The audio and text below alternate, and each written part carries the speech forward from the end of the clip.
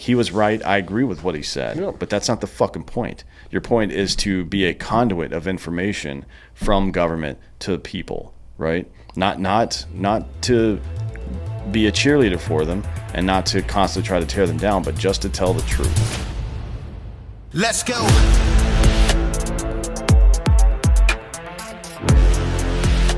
Welcome to Citizen. Got a special guest today, Mike Mihalski from Sons of Liberty Gun Works. The guns you see me carrying everywhere. That one, that guy. How's it going? It's going, man. It's good to see you. Yeah, you too. Tell me about the gun industry. What's going on? What's new? I mean, we're in that quiet, we're in that calm before the storm, man. That's kind of how we all feel. Right now, things are steady. It's kind of in that normal range, but we're anticipating something to kick off any day. We don't know if it's going to be if they swap candidates or if somebody does something crazy, but we anticipate it being a very weird year. We also know that we're going to have a massive, and this is true, a massive nitrocellulose shortage in the next few months, man. Really? Yeah, it's very real.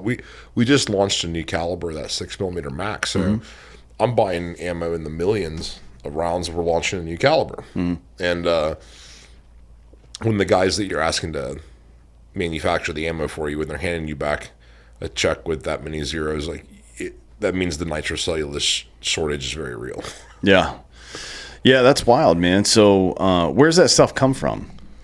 Nitrocellulose? Yeah, typically. Unfortunately, from overseas. Unfortunately, a lot of it comes from China. A lot of it comes from Africa. I mean, but, China's a major source of it. Interestingly enough, they attribute some of the nitrocellulose shortage to gun cotton being used in all the COVID tests. Really? Yeah. That may have been strategic. I don't know if it was strategic or just really good luck for people that don't like guns, but I mean, how many billions of those things were made? And who knows, man? Yeah.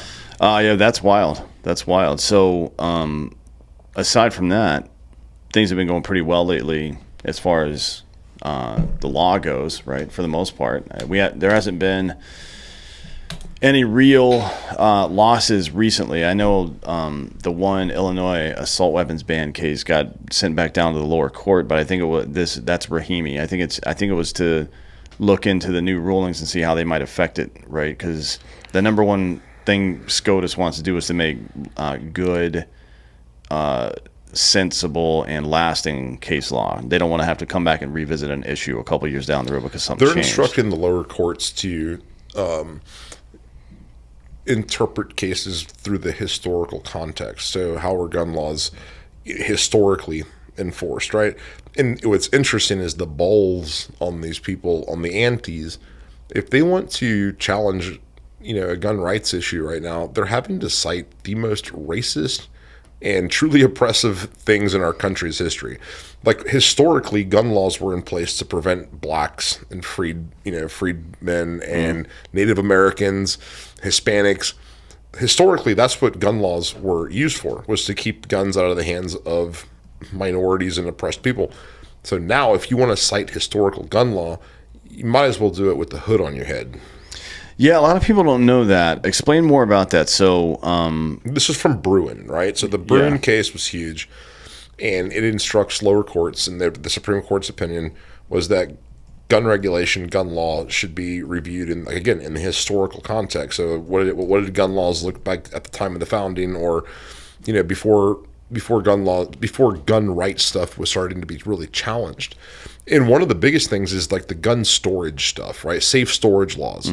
Well, the safe storage laws were put in place to make sure that Native Americans couldn't gain access to them. And of course, free blacks. And and it's another one of those like poll tax. Is it okay to drink this on air? Okay. Do whatever you want. What are you talking about? No, I was making sure. I didn't know that the camera cuts or something. Oh, no. Do what you want. So, it's like poll taxes or literacy tests to keep people from voting. Yeah. A lot of times, governments will pass these administrative rules, or the executive agencies themselves will pass rules to try to fuck with people's ability to do something. It's like, oh, we're not technically telling you can't. We're just making it such that you can't, right? Which is not the same thing, fair enough, but it accomplishes the same goal. And the Supreme Court's been at this point in American history, the Supreme Court's been very clear that if a rule, regulation, or law effectively prohibits something, whether it meant to or not, then it's still unconstitutional. Right. The Chevron case is huge. Like that was a recent ruling that's going to have a lot of huge impact. I mean, the ATF has been a de facto lawmaker for a very long time. These are unelected bureaucrats, unelected, making rules that have the consequence of law, meaning felonies. We're not talking about some bullshit citation or, some city ordinance. You're talking about 10 years in prison for a pistol brace. Pistol brace was another case that was recently heard, and the pistol brace ruling was vacated. Now, the government could appeal, although I don't think they will. Damn sure not this close to an election. And if it doesn't happen now, I bet you it's dead, which makes us all very happy. Yeah, I'm sure they're going to keep trying later on, right? Because they always do. But you made the point earlier. We were talking earlier that recently there was a presidential debate. It didn't go well for one of the candidates. Everybody knows that story. But one thing that kind of got overlooked, and I didn't really think about it at the time, but gun control didn't come up once for probably the first time in a presidential debate in a very long time. There was not a single gun control question during the debate, and that stood out because I watched the debate to watch for the gun control talking points to kind of see where things are going. But gun control has never been less popular than it is today. And we talked about this. The fastest growing demographic of gun ownership are women and minorities, and it's been like that since at least 2020, right? Interestingly enough, when COVID kicked off, people that were historically anti-gun rushed out and bought guns because they're not going to be the only asshole in their block without one. And then, of course, the George Floyd stuff kicked off, and you had no proactive policing. You had really, in pretty intense increase in crime. And so the natural thing to do is, well, how am I going to protect myself? And it was crazy because I sold guns to Moms Demand Action. This is true. I was on, there were so many. Sorry. Yeah. Moms Demand Action is an organization that does what? Moms Demand Action is one of the most prevalent anti-gun groups in the country. And because I go speak at schools, or we go speak at town hall events, and we've had to appear to debate each other on stages, behind the stage, behind the curtain, you're sitting around talking about your kids, or you're talking about, life stuff, whatever. Then you go out on stage and beat the shit out of each other. But when COVID came around and there was this possibility of reduced emergency services or something like that, they called me, or a couple of them. I shouldn't say them as like an organization. That's unfair. But several of the people I had met from those debates called me to purchase guns. And I was the only gun guy they knew. I was the only gun person they possibly knew, and they called me. And I believe the Second Amendment applies to everybody, even people I don't like. And I sold them guns. Interestingly enough, Dan, not one time did they ask me for the gun that held the least amount of bullets. When like real fear set in, and like real urgency and the potential for like having to face violence set in, all the ideology about gun shit, all the fake and inflated statistics and all of the manufactured fear, all of that stuff went right out the window. And I want a fucking gun that holds a lot of bullets because I'm going to protect my toilet papers. So the too fast, so far as I know, and you can back this up with data, I guess you guys track user data and shit like that, but the fastest growing demographics of new first-time gun buyers especially are number one is black women. Yes. And number two is women in general. Correct. I believe is the way that's going. Aside from the obvious, which is to say defunding the police, etc., but because people act against their own self-interest all the time, right? They vote for people who refuse to protect them. That's how we got to this position in the first place. Yes. But at some point in 2020, it seems like right around there was a blip where something changed, right? Something changed where it went from never gun to, oh my God, I've got to protect myself now. What do you think that was? Well, reality. I mean, I think there is like I've been doing gun advocacy for the last 10 years. I don't know how many speeches and talks and capital steps I've spoken on, whatever. There is nothing I could possibly say as compelling as turning on your news and watching your fucking city on fire. You know, the border situation is undeniably bad. They tried to hide that for a little bit, but it's undeniably bad. You're hearing about people being abducted and raped and murdered, and these are young women a lot of times, at least the most prominent cases that you're hearing about. And there's a real sense of concern and an urge to protect yourself. Yeah, keep going. Well, but I mean, you look. It's not.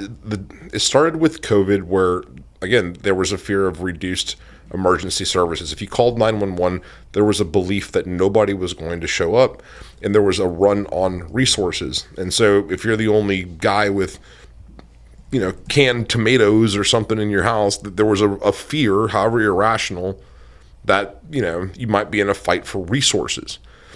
I remember the early days of COVID. This was things that people were talking about. Then, of course, the George Floyd thing kicked off. There was unrest across the country in almost every major metropolitan city. You had no proactive policing. At the same time, this was when around the time that these DAs were being elected, these Soros-funded DAs that did away with bond entirely. Like, not for the things that you and I agree with. Like, if I don't believe someone should be sitting in a fucking cage over a bag of grass, dude. Nobody does. Right, or, you know, unpaid parking tickets or something like that. But they're releasing people for violent felony, for violent crime. And you're just releasing people, catch and release, and people were reoffending over and over. Crime rate started going up, property crimes through the roof everywhere. And then, of course, you have 16 million people that have come into the country. I would argue most of them, the majority of them have, you know, well-intentioned, you know, whatever, but dude, what's 1% of that? Yeah, you know, and there is that does make a change. And again, you can't deny these cases. It's not getting reflected in their political decisions, which is interesting still, right? That, like, their personal decisions about how they protect themselves and how they conduct themselves, as far as hoarding resources while there's still a bunch of homeless people, right? They're not doing what they said they would do there. And they're still voting for the same people who are creating these conditions. I'm not entirely sure that's correct. I mean, maybe your most diehard people with the brains that are broken forever, okay, maybe those people that are irrecoverable. But whenever you see, like, workers' unions, you know, wanting to meet with Trump, and you're talking about, like, guys that work in factories or, you know, blue collar folks that still fly an American flag outside of their house. Okay, they, you know, historically they voted Democrat because of, you know, labor laws and things of that nature. Those people, they're not interested in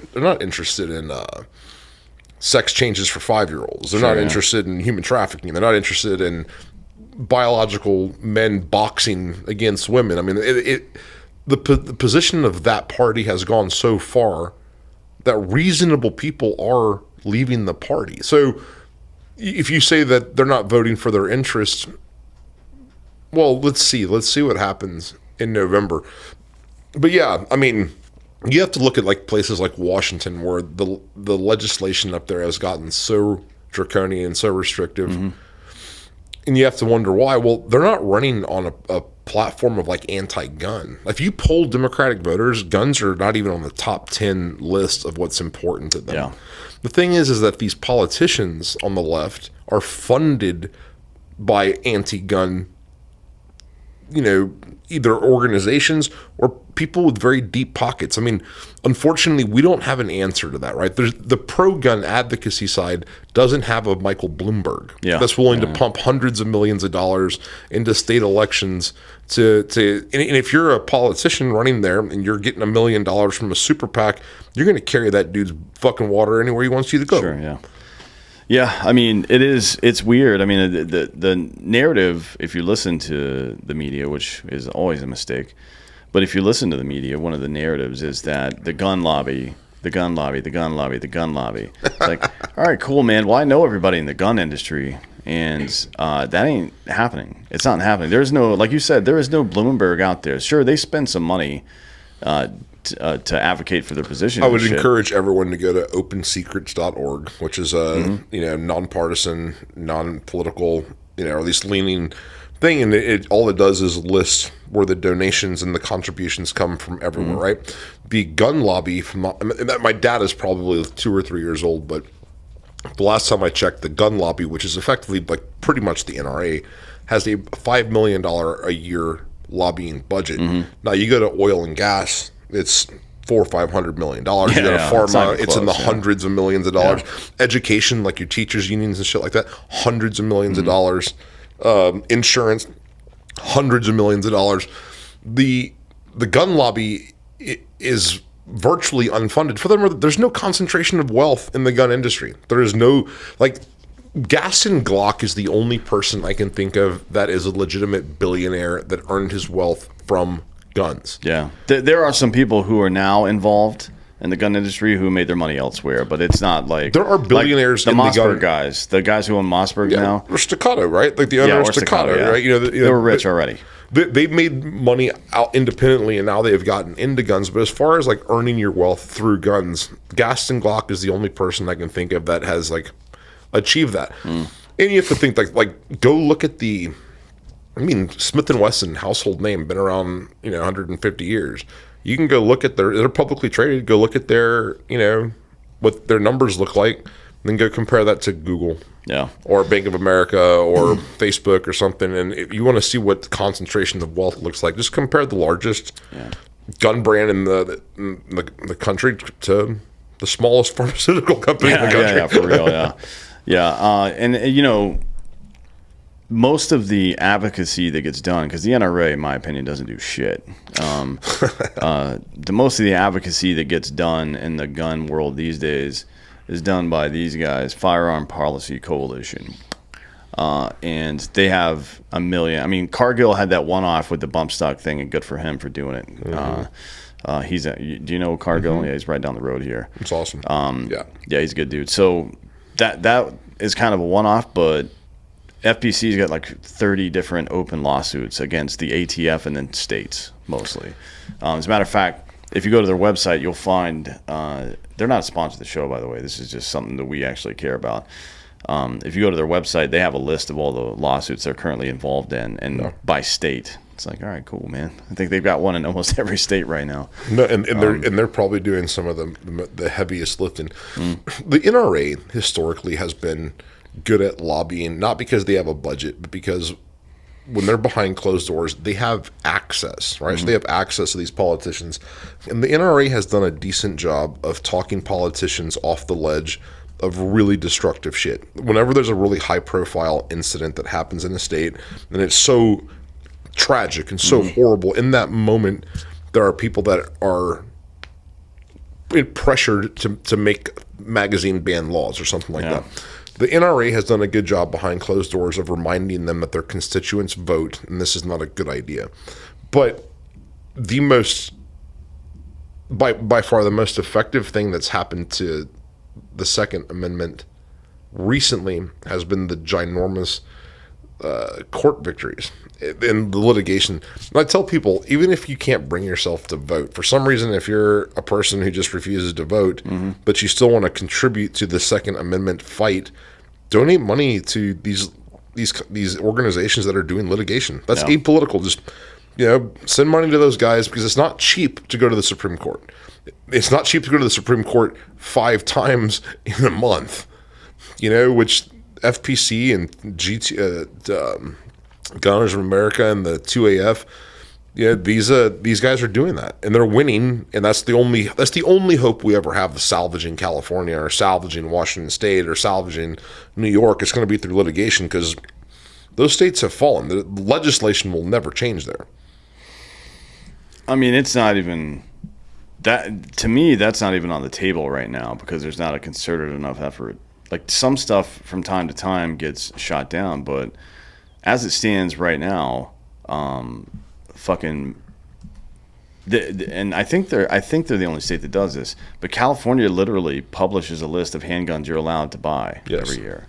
You can't go buy a Gen 5 Glock. Yeah, I mean that's like That's like a state publishing on January 1st. Here are the fucking protests you're allowed to do this year, right? Like it's quite literally a constitutionally protected right, and the state has set a limit on that. That's not what the Constitution or the Bill of Rights does. It sets limits on government, not the other way around. I'm a little disappointed in some of the apathy of California voters, though. I spent a ton of money. I shouldn't say a ton of money. That's relatively speaking. It was a lot of money for me during the gun apocalypse, several years ago, and we were attempting to get 300,000 signatures on a ballot to put the gun issue on the ballot. We needed 300,000 signatures out of a state with like no less than 15 million gun owners. California has, by number, some of the highest gun ownership numbers in the country. We could not get the necessary amount of signatures, and this was hiring people to stand outside. That's crazy. Shooting ranges and sporting goods stores and stuff like that. And people 300,000 signatures you couldn't get. No, I mean, it wasn't just me. I was a guy that was. There's 40 million people in California. Yeah, there's 15 million gun owners. Boy, well, that's dumb. It's unfortunate. But you're going to get what you pay for in that regard. You always get what you pay for no matter what, whether it's a literal purchase or whether it's the effort you put into something. And that's one of the premises of this show, is that you can bitch and moan about your rights and wait for someone to secure them for you, and you'll be a subject under their rule. Yes. Or you can secure them yourself by performing the responsibilities required of you, and that's what makes you a citizen definition, right? A citizen of the republic. Yeah, that's the difference. And if you want to do that, there's a cost. The cost is to be active. Plato said that if you refuse to take part in your own governance, you're doomed to be ruled by fools, right? And that is precisely where we found ourselves. And we look around like, how could this have happened? It boggles the mind how we could have fallen asleep at the wheel and the worst possible people have taken control of government. Well, fucking of course they have, right? I mean, shit. Yeah. What's the saying? You may not be interested in politics, but politics is interested in you. Mm-hmm. And there's a lot of different ways. I mean, look, there are tiers of activity that you can engage in that all help preserve the rights that we have fought for. One is just to exercise that right in the first place. Yep. You know what I mean? All of these, whether they know it or not, all of these liberal women in blue states who are buying guns to protect themselves right now are a great benefit to the Second Amendment and its cause, right? I did notice, like, those Moms Demand Action that bought guns from me, they are by no means our ally. They by no means, like, taking up the cause of guns, but they are much less enthusiastic to oppose us than they used to be. Yeah. I've noticed that if you make the leap to buy a gun and, you don't feel super guilty about it, which I would imagine is most people that buy a gun, it feels a little disingenuous to show up to that anti-gun rally now, doesn't it? Yeah, I mean, it definitely does. And then, like, because this is been one of the critiques of anti-gun politicians for a long time. Is like, you don't want us to be able to arm ourselves, but you are standing behind a wall of armed men that you've paid using taxpayer dollars. You know what I mean? Like, why we don't do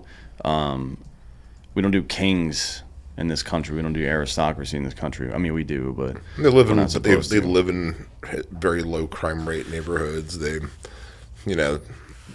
mean, but for the rest of America that lives in the real world, you're your own first responder. It sounds cliche, but it's true. Like, so yeah. So one of the other ways that you I guess protect or strengthen that right is to understand it. We have this big problem right now, and we see it with all of these. A Supreme Court case will happen, whether it's guns or Trump or anything else, and then lately it's been the left, but that's not always the case. Somebody will take it wildly out of context because they don't understand. They generally don't understand the law. Right, and they don't understand how it's developed over time and then how it is applied, and it's a big issue. Like, just being literate in the Constitution. See, it creates a buffer to stupid bullshit. You know what I mean? Especially like word of mouth is some of the best advertising you're ever going to get. Sure. Because people believe it. So when you're in conversations, whether it's on social media or at the water cooler or with strangers in public, and you sound like an idiot because you don't know, you're trying to describe the world of liberty that we want to live in, but you're not capable of doing it in a way that can't be easily shot down by bullshit leftist talking points, right? There's no depth to your knowledge. Then that's a loss. That is a net loss for the movement. No. That you weren't prepared. That's like not being prepared to defend yourself, essentially. Like, it's good to be big and strong and fast. It is not good to be stupid. I know people that are incredibly passionate about their beliefs, and that's great, but they can't get to the second follow-up question. If you were to ask a follow-up question or a follow-up to that follow-up, that is the end of the conversation. But they're willing to fight you over it. You know, I had a guy try to fight me on an airplane once in mid-flight. Like, what was the big plan there? I have no idea. We were going to fight, and he was going to go back to his seat. I mean, that was awkward. This was a guy that saw my shirt, and he I guess he knew me from Instagram, and this guy wanted to fight me on a plane. But I always wondered if I would have sat down with that cat. Not that I would. The guy, if you want to fight me on a plane, there's something wrong with you. If you would have sat down with that guy and had a conversation with him, I wonder if he could have answered the follow-up question to any of the bullshit. And I doubt it. Unfortunately, like, there's a famous saying that, like, we want you. I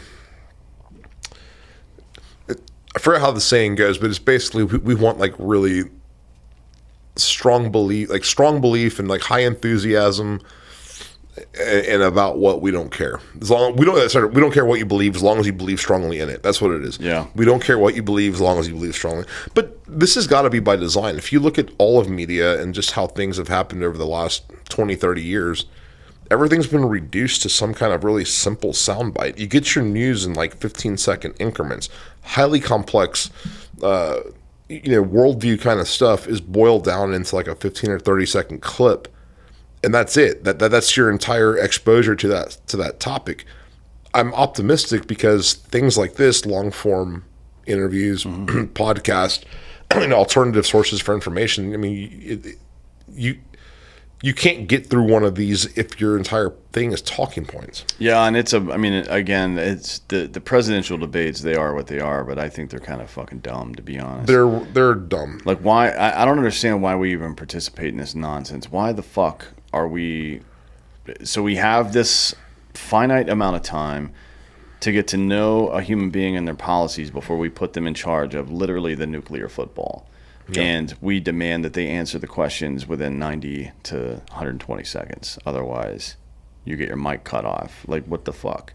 And I know a lot of it is this is the format that human beings consume content in now, right?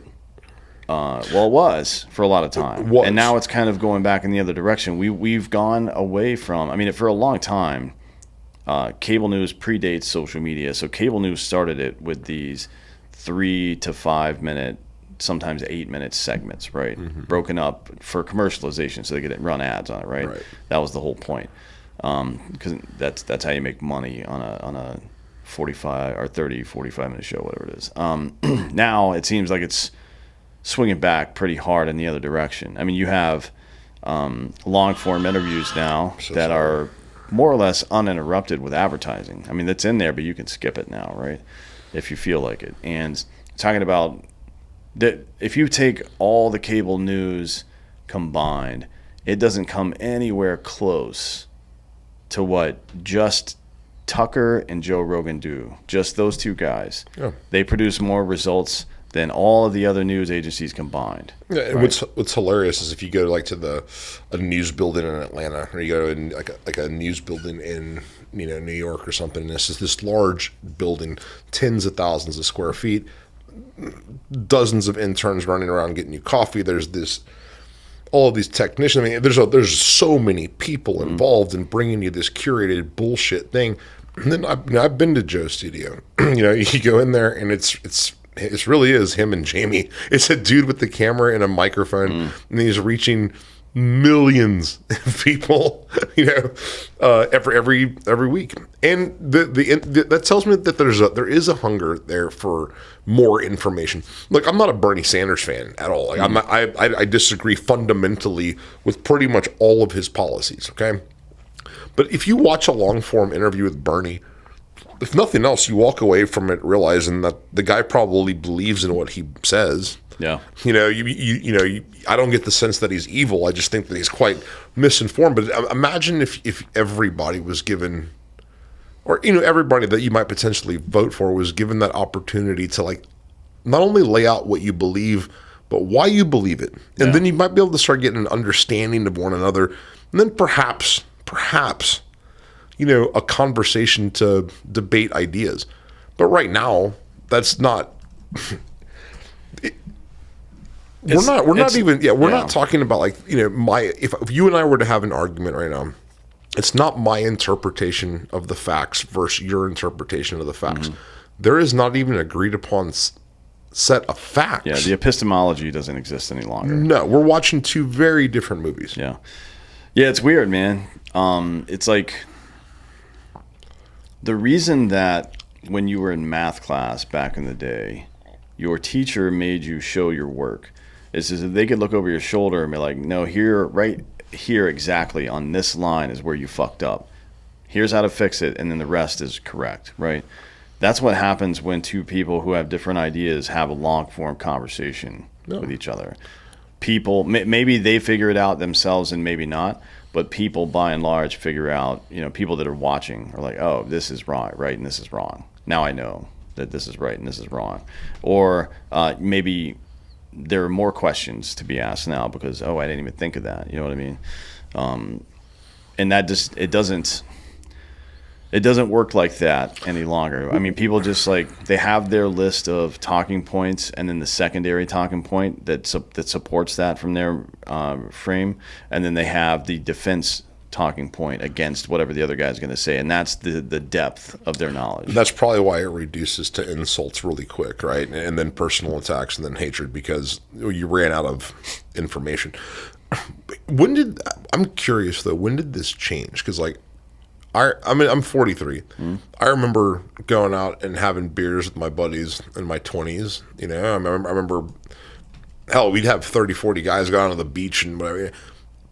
I could not tell you who my buddies voted for. We got drinking every fucking night, and I had no clue who they might be voting for. It wasn't part of your identity. Now, politics is absolutely part of your identity. It's more so than any sports team or anything else. Like, when did that change? When did that become like, part of, like, you almost have to wear it on your sleeve. I mean, I try not to. Maybe you and I are old enough to where we remember a time when you didn't have to. But that is now. I remember when it changed. It changed with Iraq. Yeah. I remember having, I was driving, I think it was my brother's car or something. I was in college at the time. I was just about to leave to go to the Army, and I think I was driving my brother's car, and it had a Bush sticker on the back of it. And I went over to my buddy's house, and his mom was like, why do you have that fucking asshole sticker on your car? I'm like, oh, I've never heard anybody say something like that before about a politician. I mean, I hated politicians anyways. I didn't care it didn't offend me, is what I mean to say. Although I did talk shit to her because that's who I am as a person. Yeah. I defended Bush even though I didn't care about that issue. Just to be a dick, frankly. But yeah, it's like, I feel like that's kind of when it started. But I think you're right. In reality, as far as politics goes, it started with Newt Gingrich in the 90s, the Family First thing, or Family Values tour that they were on, not the alternative rock one, not Korn, yeah. No, it was like Newt Gingrich, who, by the way, was a serial adulterer the whole time he was doing all this stuff.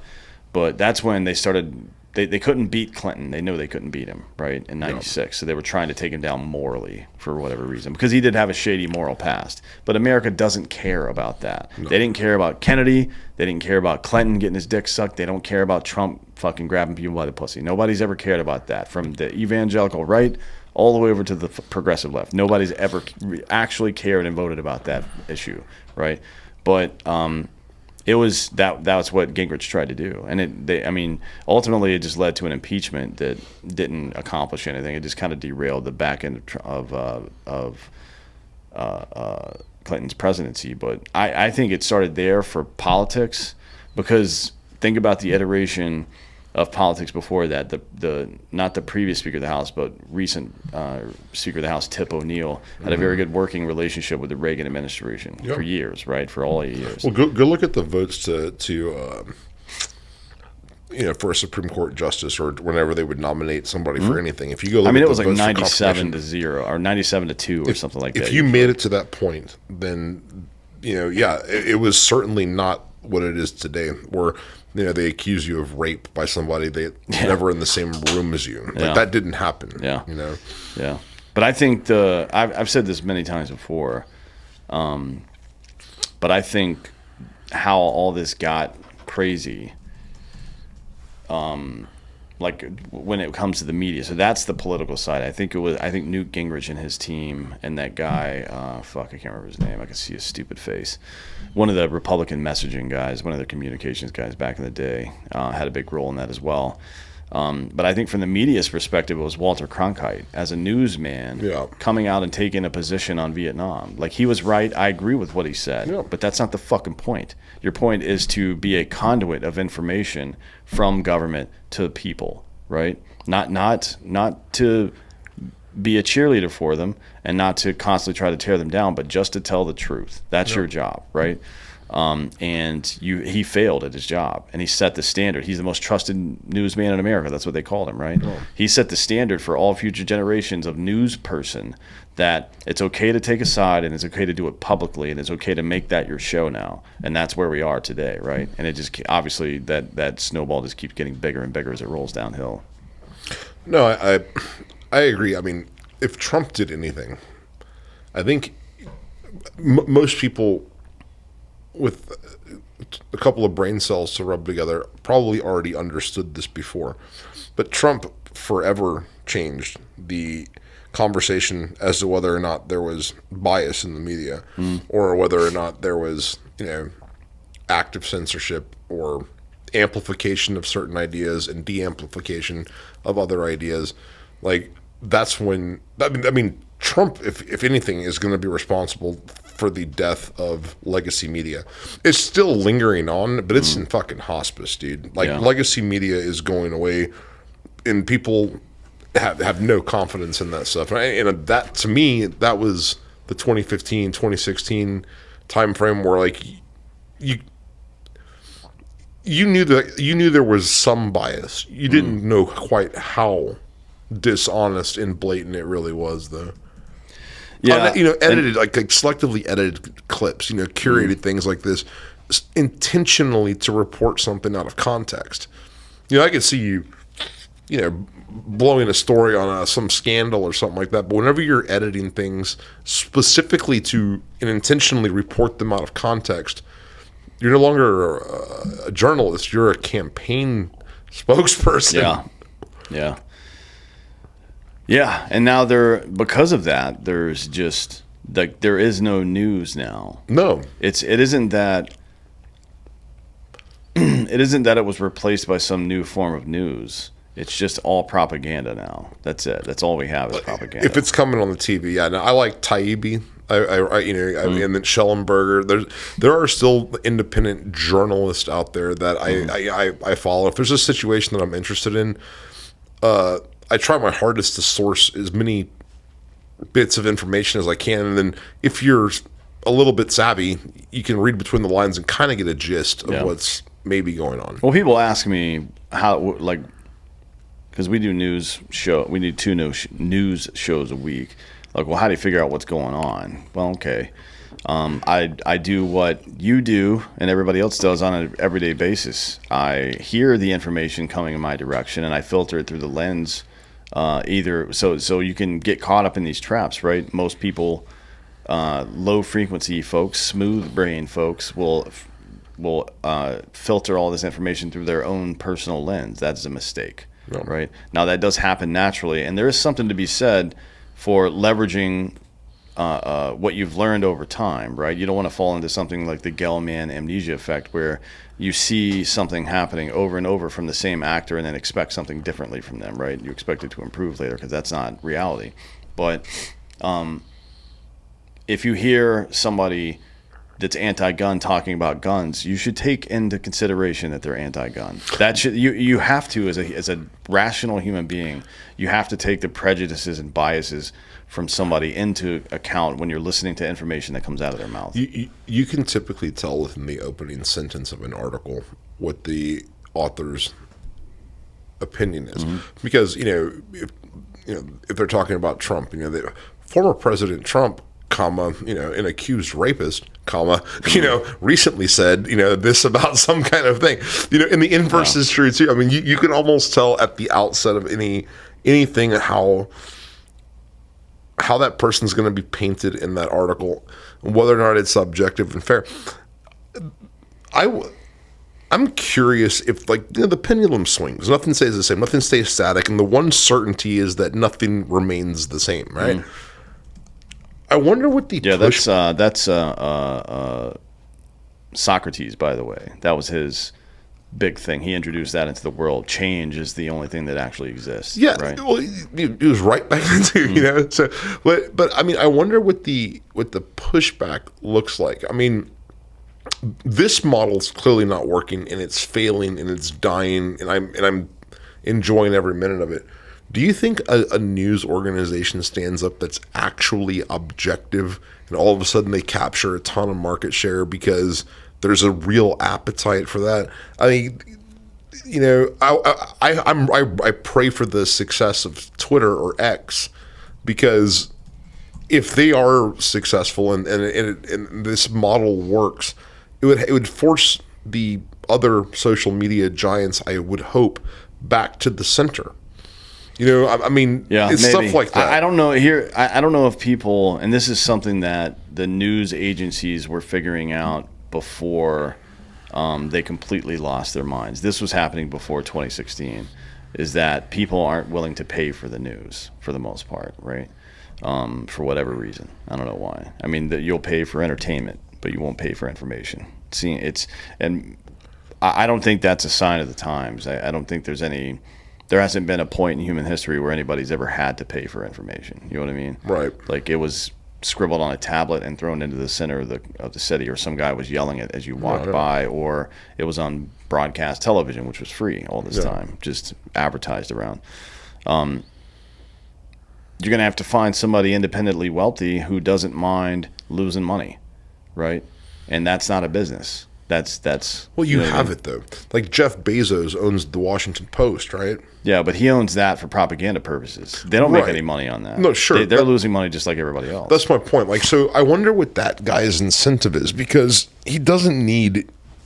That sounds silly, but I mean, I can't imagine that he's incentivized by money on the Washington Post. No. I mean, he's a very smart businessman. He's not incentivized by money on even for Amazon shipping. I don't know if they're losing money on that still. They did for a very long time.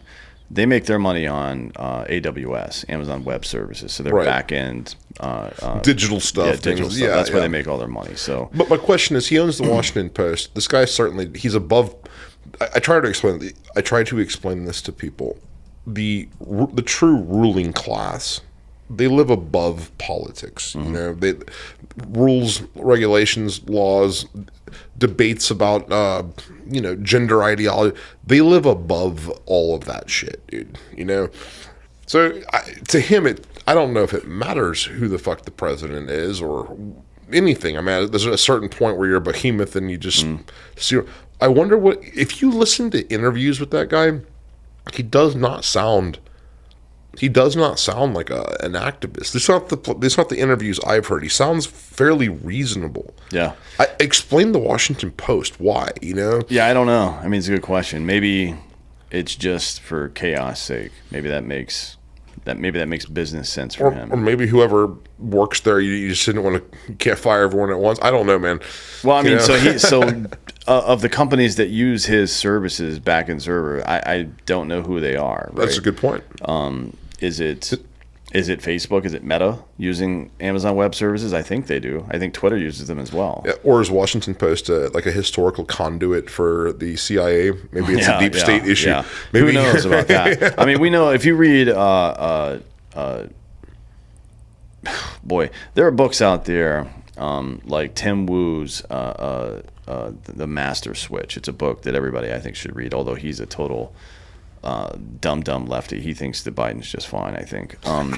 But he describes how, I mean, the book is about how government or people empower the aristocracy. Anytime there's a new modality of communication or a weapon or whatever, anything like that, any kind of new thing that didn't exist before, the government will try to seize it and they'll try to turn it into a weapon against the population, right? So he talks about the printing press, the internet, all this other shit. This happens many times. Western Union and the Associated Press colluded to overthrow an election in favor of Rutherford B. Hayes to stop the South from rebuilding after slavery ended, right? Reconstruction, they call it. So Reconstruction is to rid us of all these old laws, get rid of all these old laws that exist to keep black people from doing shit they want to do, basically. And women to some degree as well, after a certain amount of time. But it's why the Civil Rights Act had to get passed in 1965, right? Like 100 years after the end of slavery, we still had to pass another bill to deal with that. And that's because Rutherford B. Hayes didn't want it to happen, and the powers that be also didn't want it to happen. So they fucking rigged an election so this dude wins, right? This has been going on with news agencies and private companies for as long as America's been around, frankly. So some people, like, you'll say something like that and people are like, fucking whatever. It's like, no, this shit happens all the time, and it's happened since the very beginning. I think the difference is, though, historically, is there was some other big behemoth company that had a different worldview, and so there was at least some semblance of balance. I don't know if it's ever been as concentrated as it is now, where you have, like, almost every financial institution, almost every media outlet, almost every major corporation. The most powerful company, in my opinion, to probably ever exist is Google. I mean, think of it, you have a monopoly on information. And information is a more valuable currency than cash. You know what I mean? So I don't know if it's ever, while I agree that historically it's always happened that way, there was probably some level of balance because, like, some other mega corporation had a different worldview, or I shouldn't even say worldview. That almost makes it sound ideological, which is not true. Yeah. They had other goals and interests. Yeah.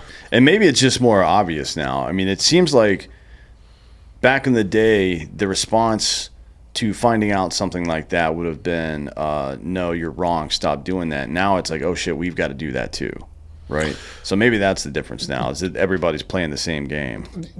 Why are the Twitter files not as enraging as, say, Watergate? I mean, Watergate, in my opinion, is a clown kids game. I didn't care about Watergate at all. I mean, I wasn't alive for it. But I mean, we talk it's not about that big a deal. But I mean, every American alive, understands this was like some extreme government scandal. Go look at the Twitter files, dude. Or go look at the fake FISA warrant to spy on Trump's campaign, or the fact that, the Russiagate. These are astronomically bigger deals than Watergate, but there's absolutely no outrage. Matter of fact, some people are perfectly fine. If you rig the game in their favor, then fine, as long as my side is winning. It's incredibly short-sighted. Because, I mean, you cannot predict what the conversation is going to be. Dude, if 10 years ago you told me that we were going to be talking about fucking biological men competing with women in sports, you'd have been out of your mind. I mean, that wasn't like a thing. So for anybody who's on the side of censorship or on the side of, thinking in those terms, dude,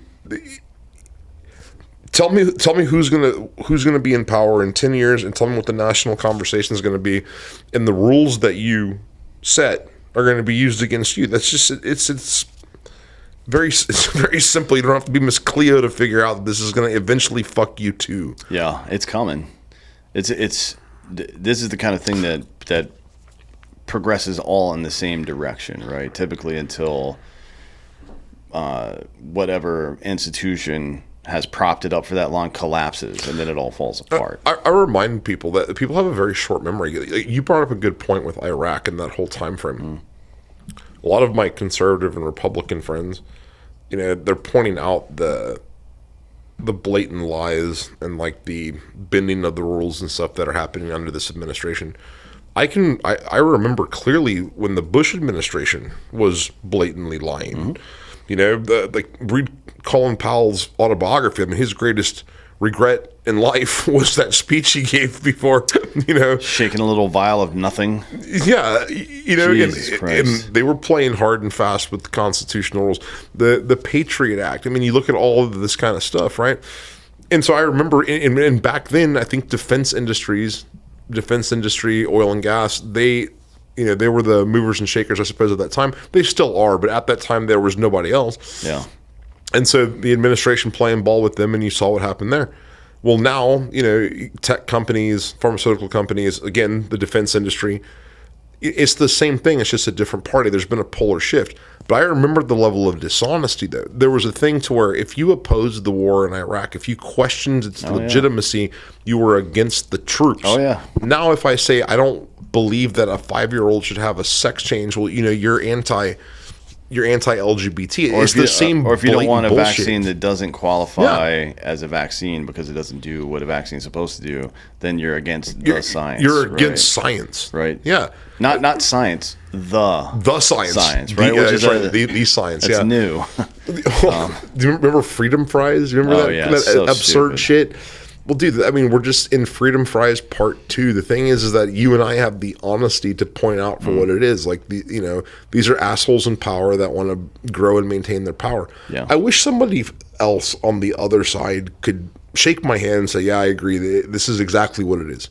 This is a big fucking distraction so somebody can line their pockets. And I have a hell of a lot more in common with like a Democrat that goes to work every day and has to worry about day-to-day life than I'll ever have with like a Republican billionaire.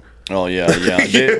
So it used to be a common refrain, like, what's the most dangerous thing in America? An educated black man. I'm sure you remember that. Yeah. From television back in the day. And I remember that. It's something that's persisted through the last some amount of time, and it came up again in 2020. But that's not true. The most dangerous thing in America is an educated black man and an educated white man agreeing that they both hate the government for the same reason. Yeah. To them, that's the most dangerous thing, right? And that's why they have to keep people at each other's throats all the time, because it's the only way. There's an old story about a Roman senator, and he was talking to a slave trader. And maybe this is an anecdote, maybe it never happened. You can never tell with some of these old stories. But he's having this conversation with a slave trader, and the slave trader would bring the slaves in, and they would have a hoop through their ear or a marking of some sort, right? Depending on our collar or something like that, right? And the Roman would remove them. They give him a brand, so you can't really see it, right? But you can tell if he gets away, that's my guy, and to return him to me. They give him a brand which is lower profile. It's like, why don't you just leave the collar on him? Why go to all that trouble? And he goes, because if they were all standing in the same place and saw how many more of them there were than us, then they would just fucking kill us all. And this is the trick of aristocracy that they always try to play on people. They are the minority, right? They are essentially, especially these days, hired by us to do a fucking job, and they're not doing it. And they know that as soon as people figure that out and all figure out that they hate the government and aristocrats for the same reason, then the game is up. One of the most remarkable periods, at least in my lifetime, my adult lifetime, while I've been paying attention to politics, was when you had the Tea Party movement happening at the same time as Occupy. Oh, yeah? So you had Occupy Wall Street, which was I was talking about it back then. I lived in Oakland at the time, and I was doing like plainclothes private security in Berkeley for the protests. And I'm like, if these two people just figured out that they're saying the same fucking thing, then this will all be like, it'll shut it down. The Occupy movement, which was complaining about this kind of never before seen concentration of wealth by very, very few people, and also pointing out rightfully that before Bernie Sanders sold his fucking soul, that the political and corporate cooperation for stuff was was getting out of control. And then you had the same thing with the Tea Party, which is a return to like constitutional kind of things, and also wanting to keep corporate money and in that kind of influence.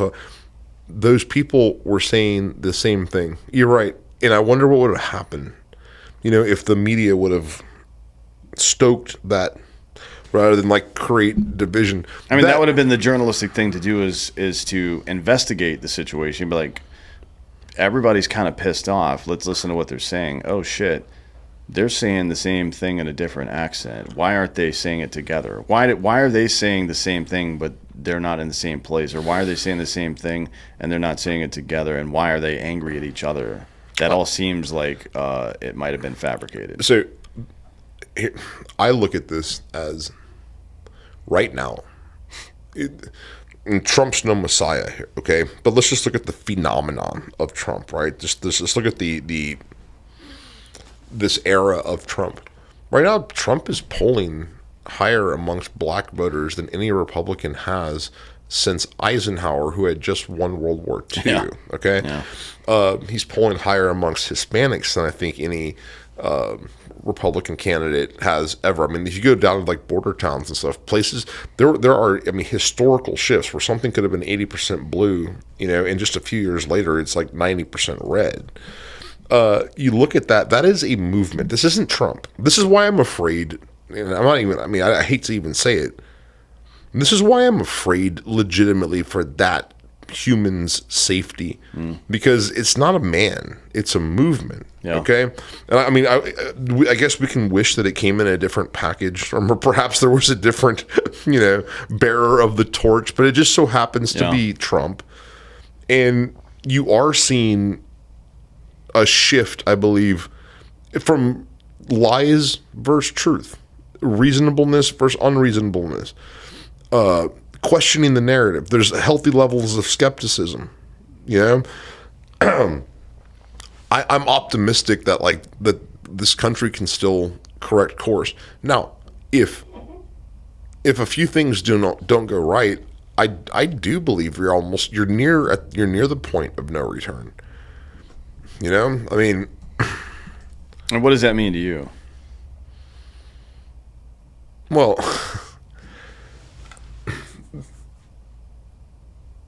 okay, very honestly, even now, it's very clear that there's an unequal application of the law. Mm-hmm. There is selective prosecution for things.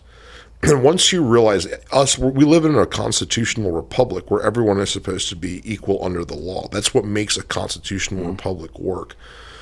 If there is selective prosecution or unequal protection under the law, at that point, I stop giving a fuck about the law. Yeah. Okay. If the law doesn't apply to you, then I'm not going to sit here and let the law apply to me. That happens a lot, actually, through human history.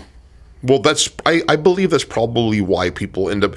Look, man, if you can go out and break into people's shit, steal their stuff, as long as it's under $1,000, it's a citation if they even decide to do that. There's no punishment for that kind of crime. I guarantee you that's going to lead to some level of vigilantism at some point. Because, hey, you're not going to take care of, you're not going to take care of this problem. I'll fucking take care of it, right? This is John Locke, by the way, talking about property rights and how in a society that doesn't respect property rights, if people don't, this is wildly reductive, obviously. This is a shorter form conversation than any of his books, but if people in a community don't feel like their property is safe, then they have no faith in the community. They will also stop collecting property. Yes. Right? Like, all of this exists because people have a reasonable expectation that it won't be taken away from them by force, by either the state or by assholes, right? Right. Or if that goes away, then people lose faith in, and then the institution, whatever protection it did provide, is completely gone at that point. It invalidates, right? Yeah. The institution itself becomes invalidated. Now, once that happens, once the law applies to me and not you, or the inverse, or once the protection applies to you and not me, or the inverse, at that point, then it's a fucking free for all. Okay, and you are seeing. look at the shop owners. Like, there were recently in New York, in this one of these bodegas, there's a shop owner that there's several. This isn't an isolated thing. One of them is, I think, being charged for stabbing a guy to death who repeatedly robs his store, right? And he stabs this dude. And it took like this. He eventually had his charges dismissed after enough outrage from like the collective bodega association. Yeah. And I believe like even the governor and other people had to get involved. But just think about that. If you get prosecuted for defending yourself, and you're only prosecuted because your political ideology is different than the person that you killed. Like this situation in Austin where the Uber driver shoots this fucking clown who had the AK-47. Okay? And the governor had to recently pardon this guy. The Austin Police Department did not want to press charges on that. He had already been cleared. The investigation was conducted and he was cleared by that. He was politically prosecuted by the DA of Austin. Now, luckily for society, he was pardoned, because if that were to be allowed to stand, and let's say it happened a few times in a row, well, I bet you that's how bigger problems start. Well, yeah, I mean, I think we are going to see it, depending on how it goes in New York, right? With Daniel Penny. Yes. The Marine Corps guy who, you're talking about Daniel Perry here in Austin. Odd that their names are so close, but yeah, both veterans as well. But well, he was active duty. He was in the cavalry, I believe. I think he was active driving. He was stationed at Hood, right? Yeah. So driving Uber down here, yeah. But it's going to happen pretty soon. It looks like, well, I don't have any trust in the New York court system at all. Right? I'm like, if you ever did, it all went away about a month ago. Yeah. So it's like what you're talking about is going to happen here pretty soon. But that's what I'm saying. Whenever I say that we're at the point of no return, I mean, whenever, if your school board were to force you to send your daughter to a school where there's a dude with his dick hanging out in the locker room, and you had no recourse. If you went to the school board, they would throw you in jail or call you an extremist. Yeah. Like when they start silencing your voice and offering you no recourse for valid and reasonable complaints, well, then that leads to frustration. Frustration leads to violence. Whenever you start seeing things whenever you see a manufactured cause that no one's asking for, there's no organic movement for men to box women. That doesn't exist. I have some very hardcore progressive friends. I had dinner with a couple like a week ago, or about 2 weeks ago now, and they actually showed up to dinner with masks. This is how progressive they are. Okay, like their brains are broken, but still, even they would not advocate for Mike Tyson fighting a chick. Yeah. Nobody is. Nobody advocates for a 9-month abortion. Nobody advocates for completely open borders. Like some of these things that we're talking about that are like that seemingly divisive and kind of wedge issues, they're completely manufactured.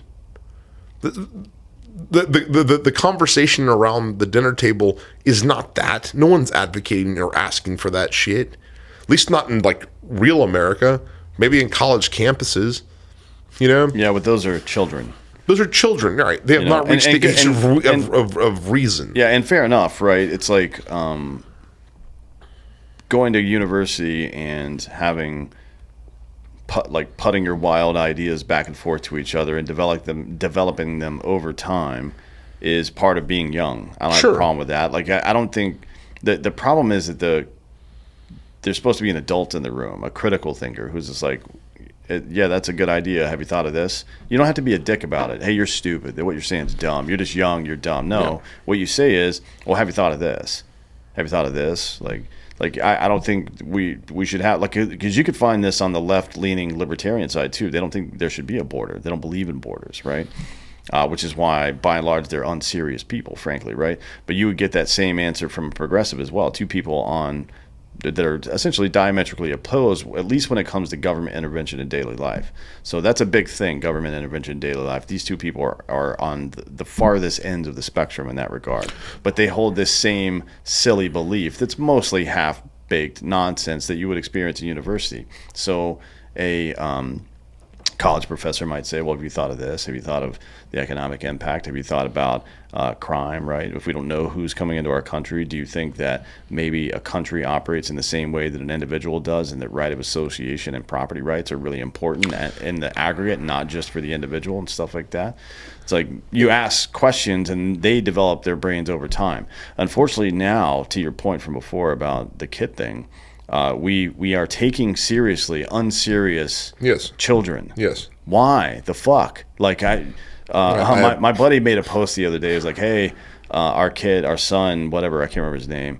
Our son came out last week as a pirate, so we're taking him to the doctor to have an eye removed. Yeah, so a peg leg sewed on. And then we're gonna have his leg and arm cut off so he can get a hook and a fucking peg leg. It's like, just kidding. We're not fucking retards. You know what I mean?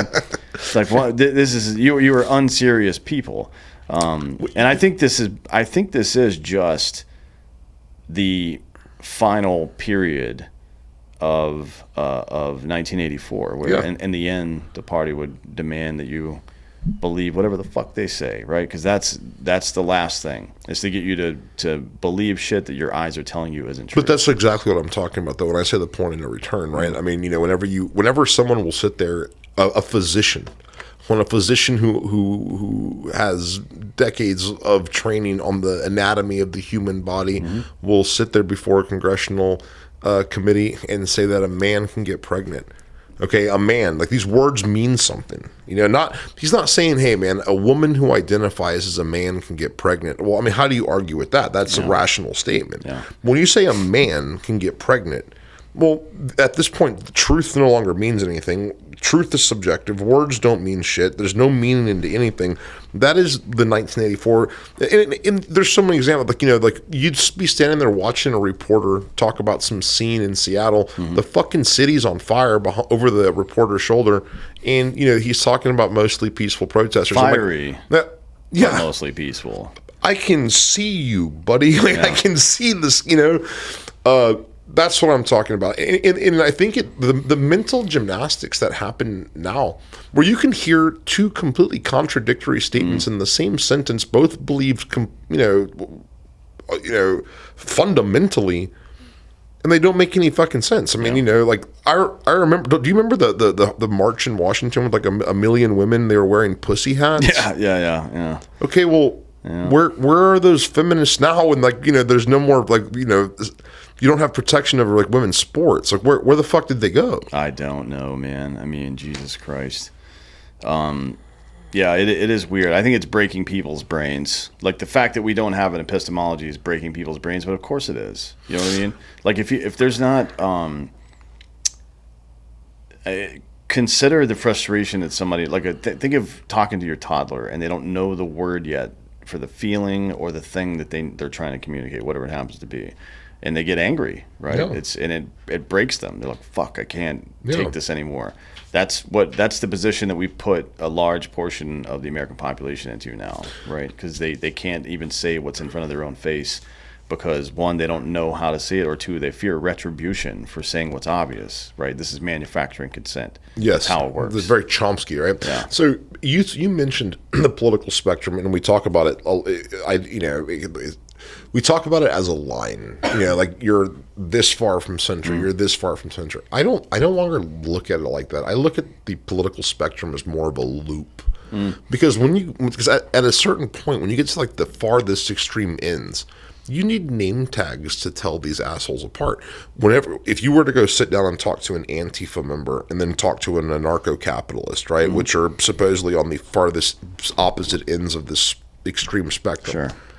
When you sit down and talk to them, the only difference between those two people is who got to them first. Yeah. What chat room they stumbled in first. It's like they're both football fans, but one of them is a fucking Cowboys fan, the other one's a Redskins Arbitrarily fan. enough because of maybe what their grandpa liked or geography or something. Yeah. But what's interesting is both of them, the very extreme far right and the very extreme far left, the one thing that they agree on is that the Constitution is invalid. Because, one of them's an anarcho-capitalist, which the founders, I'm so sorry to remind people, I mean, I'm sorry their history teachers failed them. The founders were not anarchists. No, they literally founded a government. So they founded a government in a republic based on law. Yeah. And the only way that law has teeth or merit is because there's law enforcement. Mm-hmm. Now, you can argue that there are entirely too many rules on the books. Sure. You can argue there's too many laws. You can argue that, modern policing is probably beyond what some of the, those are conversations probably worth having. I mean, Ben Franklin said that better 10 guilty men go free than one innocent man suffer in prison. I don't think that's how we conduct ourselves these days. No, it's not. It's better that 10 innocent men plea to some other thing because we overcharged don't have time you or money, right? Yeah, because it's a fucking the justice system's an assembly line. Yeah, yeah, it's stupid. Well, the good news is for all this stuff is that these empires rise and fall. I mean, the Romans became the Byzantines and nobody blinked, right? As a matter of fact, they didn't even get called the Byzantines until the 16th century or something, when people look back like, oh, that was something entirely different. But that whole time, they were calling themselves the Romans, right? Mm-hmm. Like people, I think that's something that slips the mind because when we study history, we see the Byzantines come about in, let's say, 6th, 7th century or whatever and persist in the eastern side of the old Roman Empire. But they thought they were the Romans that whole time, right? So the good news is that we'll just keep chugging along, right? We'll keep chugging along. You have to ask yourself, so people in the up until the 14th century thought they were still Rome, right? Mm-hmm. We still think we're America. I'm not quite so sure that's the case. Unfortunately, I'd agree. We've entered into a level of... Yeah, I mean, borders exist on maps. And yes, I still support the sovereignty of our country, and I would support and defend, and I hope that sovereignty is taken seriously. But realistically, the transfer of wealth and resources and every stuff, I mean, it's a click. It's all digital. Sure, yeah. We're in a very global society. And unfortunately, the people at the very, very, very top of the power food chain, they also think globally. That's just it. We look through things through an American lens because that's who we are. And the American perspective is unique. It is different than anywhere else in the world where the little guy still got a shot. There's still the American dream. We still root for the underdog. We still believe in telling the man to fuck off. At least that's what the historical American perspective was. Mm-hmm. That's not true globally. And if you have people at the top that have a global perspective, well, dude, here's the point of no return, I guess, when the shooting starts, man, is when your ability to transact is taken away because your fucking bank account can be turned off for being an undesirable, or your ability to travel. How far do you think we are from that, man?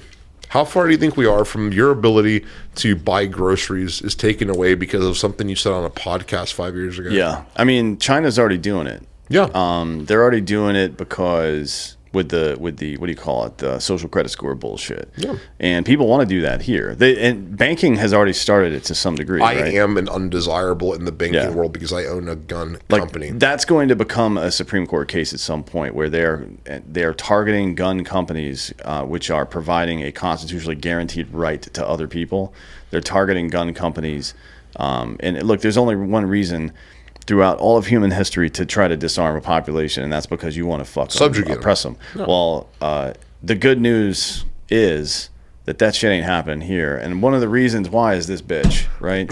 See this? This is a gun with a suppressor on it. All this shit's legal in this country. And it's going to stay legal because we're stronger and smarter than they are, frankly, right? They're just a bunch of incompetent, inept weirdos with inverted penises. They can't get hard. And there's not a goddamn thing they can do about it, to be honest. I was interviewed by an Australian newspaper, which is like almost their equivalent of the New York Times. It's like their national paper of record. They banned guns in '96. Yes, and they this was after the Uvalde shooting, and so obviously horribly tragic thing. I'm glad those guys are getting prosecuted. I don't think it's going to stand, unfortunately, because of prior cases, but yeah, it's good that at least they're trying to hold them accountable. Right. But I was interviewed by this Australian reporter, and he was pointing to Australia like as an example of what America could do. And number one, Australia wasn't in the founding documents. There's not a Second Amendment. People think that when we talk about the Second Amendment, that it's like my Second Amendment, it happens to be a ginormous fucking legal hurdle that you cannot overcome, and they've tried for a long time, but it just so happens to be in the actual Bill of Rights, right? Yeah. The other thing too, probably is the most effective individual law ever written, frankly. For not just because of it standing the test of time, which in a lot of cases, even the First Amendment has been under attack. We see this case with the federal government using social media companies to censor us. That's still a thing for now, right? That's going to come back soon. But like the Second Amendment, because of its persistence and efficiency, efficacy, and the fact of all the downstream, like the second, third order effects of it, the fact that we can still have this conversation. If people question the absoluteness of the Second Amendment, that you might not be aware of this, but you can absolutely, Dan Holloway can absolutely own a hand grenade. You can absolutely own explosives, a rocket launcher, a tank, an F-15. You can own whatever the fuck you want. Now, the fact that more people don't has to do with more like it's cost prohibitive, or they don't want to do some of like the bureaucratic paperwork. But there is nothing on the books that says you cannot own that. If you decide, if you want to go fill out a form, they're private military companies. Like Blackwater is a private company, Z, whatever you want to call it, and they own all this shit. But they got fucking transport helicopters, got everything. But even you, Dan Holloway, in your fucking garage, dude, if you wanted to build a pipe bomb. You would need a Class 10 license. Not even that. You fill out a Form 1. If you found a company willing to sell you a grenade, they would sell it to you on a Form 4, the exact same form as that suppressor. Mm-hmm. It's a destructive device on a Form 4. If you want to manufacture one in your garage, you fill out a Form 1 and you can make... As a matter of fact, I'm pretty sure the only thing stopping you from owning a nuclear weapon probably has more to do with international proliferation treaties. IAEA would not allow you to own fissile material. They control fissile material. Exactly. But in terms of like the limits of the Second Amendment, it is about as absolute as it gets. Now, they have made it restrictive on the loops you have to jump through. But to this day, if you want a minigun, you can have one. Oh, yeah.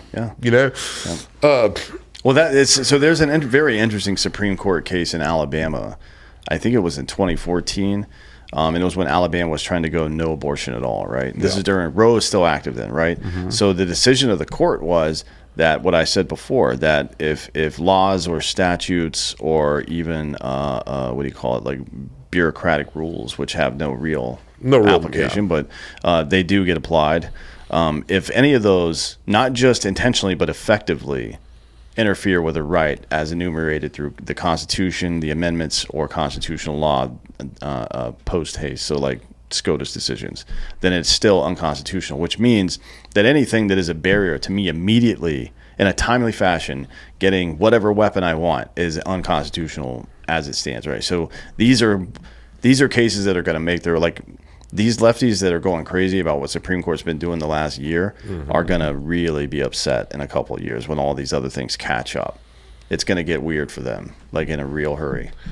Yeah. Fuck them. I don't give a shit either. It's going to be fun to watch. But I mean, like I said, when I say the pendulum swings and things self-correct, I mean, bureaucracies and unelected officials have gotten way too much power. The laws and rules on the books are too confusing for the average citizen to understand. Same thing with the IRS. Well, the tax intentionally law, so, right? Intentionally Like I guarantee you, if you're out there, I'm not saying this to brag or to be a dick, but if you're out there in the world and you make a normal salary, like 50, I think the average salary in America is somewhere between 50 and 75K, depending on where you live. I bet I pay less, maybe not in total taxes, but definitely a smaller percentage than you do. And it isn't because I'm breaking the law. It's because I pay a CPA who knows how to do this shit. And they do this intentionally, right? They do it so that the guys at the upper echelon, politicians and corporate people, can not have to pay taxes, right? Yeah. And then they just constantly talk about, we need to tax the rich, the entire tax code, not the tax cuts, not the Bush or the Trump tax cuts. The entire tax code is written so that people like you and me don't have to pay taxes, frankly, right? Because we make more money than most people. It's fucked up.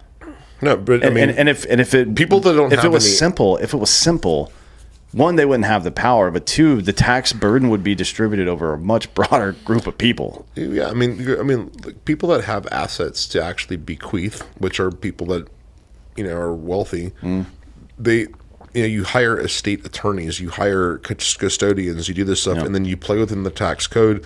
But like that's the creation of trusts and other kinds of things. And then of course, you start a business to offset your other business.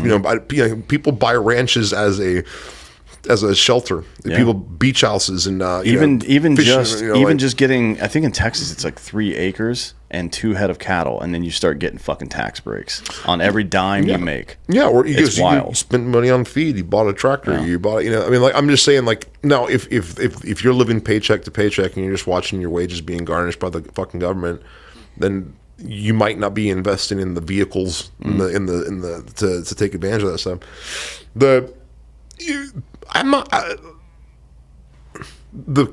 To calculate the math on out of every dollar you will earn, how much of it goes to tax?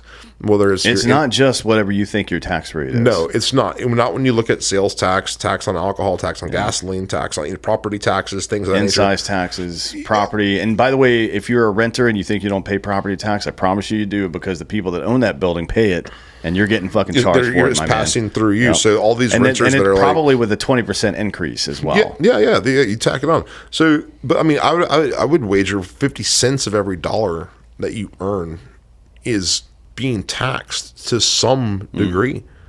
The fact that you can own a home, pay it off, and still lose it. Yeah. Or pay cash for it and still lose it. After the fact. Or, you make money, there's income tax, and then you get taxed again anytime you spend it. Yeah. That's double taxation. That's not supposed to be the case. The income tax has got to go away.